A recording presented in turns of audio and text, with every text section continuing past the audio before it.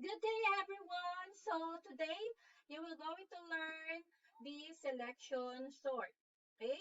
So we have two category of array: the sorted array and the unsorted array.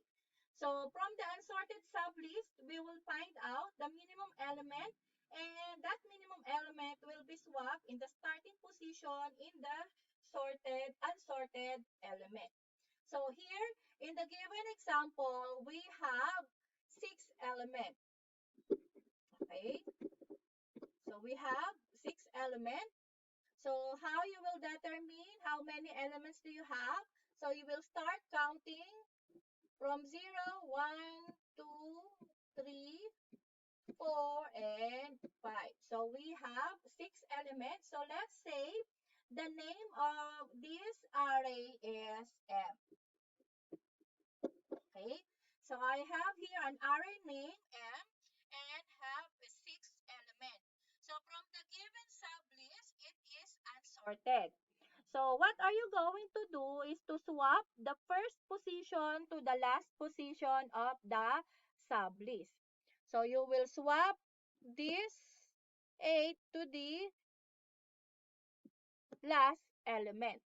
Okay, so if you were going to swap, number 2 will be in the first list, okay?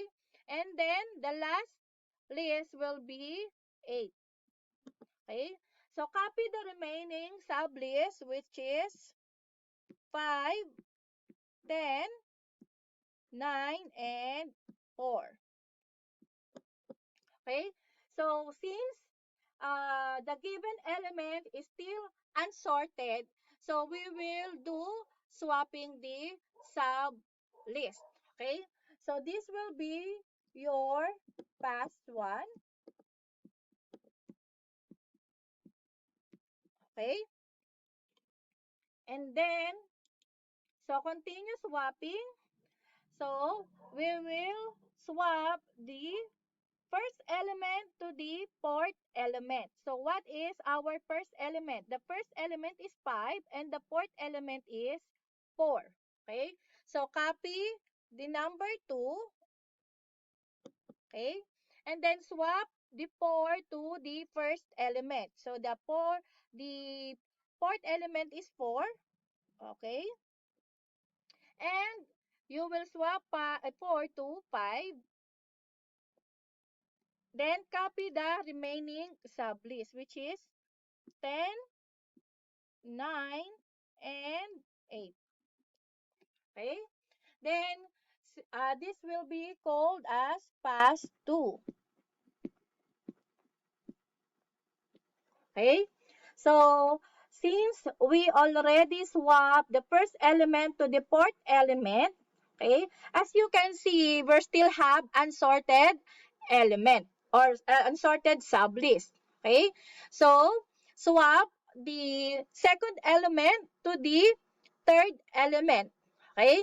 So, swap this. So, swap the second element to the third element. So, this is will be 9 and this will be 10. Okay, then copy the remaining sublist, which is 2, 4, then 5, and then 8.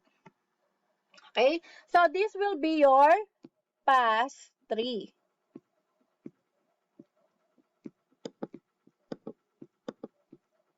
Okay, so this will be your pass 3.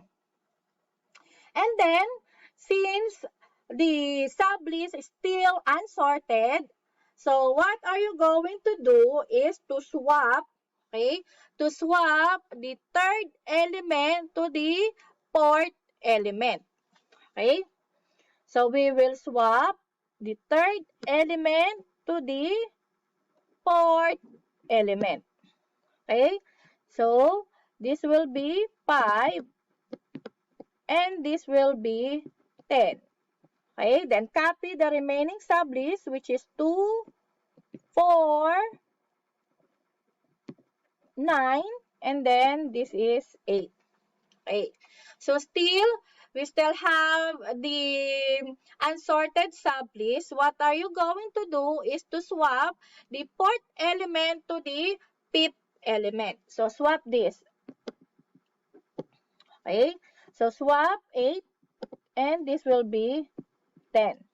Okay? Then copy the remaining sublist which is 2, 4, 9, and 5. Okay.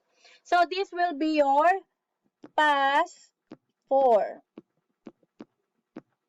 Okay. So since we still have unsorted element, so what are you going to do is to swap the second element to the third element. Okay. So swap second element to the third element. So this will be 5 and this will be 9. Okay. And then copy the remaining sublist which is 2, 4, 8, and 10. Okay. So this will be your pass 5. Okay. So still we have unsorted sublist. So what are you going to do is to swap the third element to the fourth element. Okay. So swap 8 to 9 and then copy the remaining sublist. So we have 2, 4, 5, and then 10. Okay, so this will be your pass 6. Okay, so the final output here is the sorted element which is 2, 4, 5, 8, 9, and 10.